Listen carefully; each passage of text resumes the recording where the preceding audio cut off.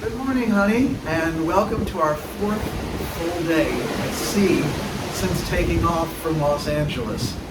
I think that after this many days, I feel pretty qualified to talk to you about a transoceanic trip. I know you always wanted to do one of the transatlantics because, as you put it, you wanted to actually feel the ocean beneath you. And I'll have to be honest with you that it doesn't really feel any different than some of the trips that we took through the Mediterranean, around the North Sea. I'm thinking it's because these ships have stabilizers and other equipment to keep it from being too terribly noticeable to the general population. I know you wanted a ship that rocked a bit because it would remind you of the ones you took when you were much younger, even before you went to college and met me. The Universe, or the World Explorer, or whichever ones you were on back then. The way you told it to me, you could really feel it when there was a swell. And I think that might have been because it was a smaller ship. Technology wasn't there yet. All sorts of reasons I could guess at, but I don't really know. I will say that the Azamara quest certainly had a lot more feel to it, especially when we left Tokyo and we're traveling to Aomori. So we were actually out in the Pacific, heading north. We weren't deep into it, far away from land, but it was enough that you could feel it, and it was the one place where I actually saw motion sickness bags hung on the staircases, just in case any of the passengers felt it a rather too much. Not everybody likes that experience, unlike you. I think it had to do with it felt as much like being on the ferry from Catawba Point to Middle Bass Island, to be honest. Since you're not here to correct me about that, I think I'm going to let that stand. The thing is that the Royal Caribbean ships are much larger than that, and the effects of water don't really scale up. You could put a toy boat in a bathtub and raise a wave that could capsize it immediately. But when you've got something that's 12 and 13 stories tall, the waves just don't get that kind of big. And of course, there's all the technology that allows you to keep this thing stable. You'll notice that the horizon is staying pretty much flat throughout this. It's not like it's been completely like that, but the back and forth between left and right certainly hasn't felt it. We could see a little bit more in the dining room, and you can certainly see the up and down from the Castle Lounge on the 13th deck. But I apologize for not having thought to take footage of it last night when it was really evident. Here you can see what I saw this morning, and while you can see just a little bit of rise and fall of the horizon in front of us, it really isn't that noticeable.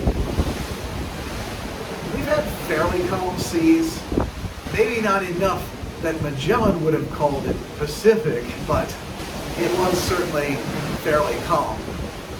It's said that when Magellan was crossing Pacific, and yeah, he was the one that gave it that name, the Pacific, because it was so peaceful and calm, which is kind of ironic since it's known for having some of the most treacherous storms on any ocean anywhere in the world. But obviously, old Ferdy got lucky. And as it so happens, you're not seeing it at its worst any more than he was. The other day showed that we had breakers and white caps that we were plowing through, and the ship was leaning back and forth a little bit. I'll tell you this right now, and maybe it has to do with the fact that the Serenade of the Seas is such a big ship in comparison to, say, the Azamara quest that I was on last year with Daniel. Here you just don't feel it like you do with a smaller ship. Again, just shows how lucky Magellan got, at least when he was crossing the Pacific. Not so much so once he got to the Philippines. But that's another story, and just one to tell you not to tick off the locals. But as calm as things sometimes appear to be, you get reminders like this. Closed due to weather. This seems a little extreme, but of course, there's always a way to circumvent that. Go down to another level and then go up the stairs.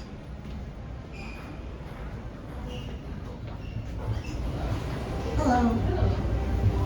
So, enjoy the...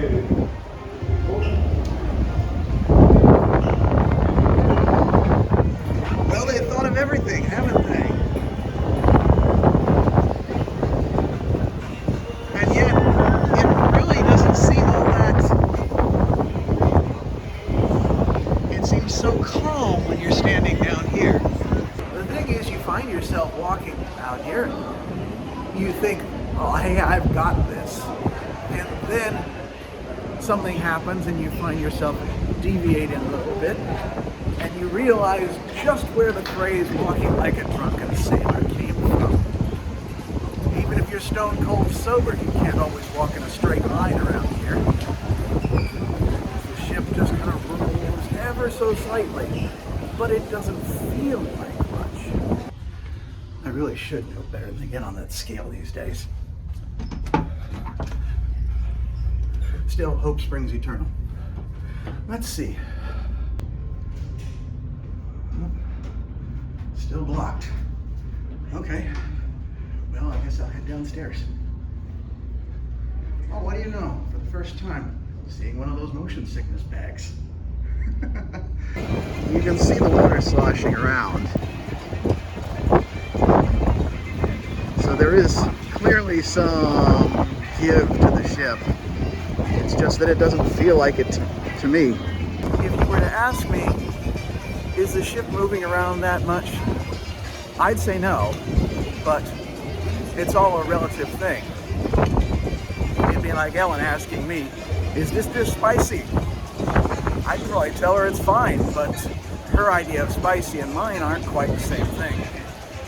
You probably wouldn't think this was moving around very much either, but... So here's the story, honey, as far as I know it. It so happens we've gotten a message from the captain that we are making our way to Hawaii with all due speed. It would seem that one of our fellow guests has fallen ill, quite possibly the same one that needed a blood transfusion last night. I told you about that in a letter earlier today. I've no confirmation on that, of course, but one is free to speculate. As a result, with the ship moving faster than it would normally do, it's stirring up the waters a little bit. Oh dear. Wow, it's damp out here. I guess the waves and the spray have gotten up here as well. So much for trying to dry my shirt off. Okay. Well, better hang that up somewhere else. Guess there really has been some turbulence here. Oh well. And a good thing I brought it in when I did, because this is what I came back to when I returned from dinner. There are all sorts of little storms off there in the distance. We seem to be trying to avoid them. And just a little bit of sun trying to poke through right there in the middle. But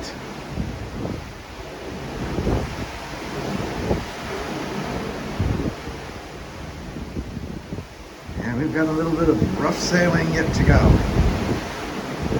And I'll let you know if there's something that comes up. Anyway, honey, that being said, that's all for tonight. So keep an eye on me. Wish me luck. I'm gonna need it.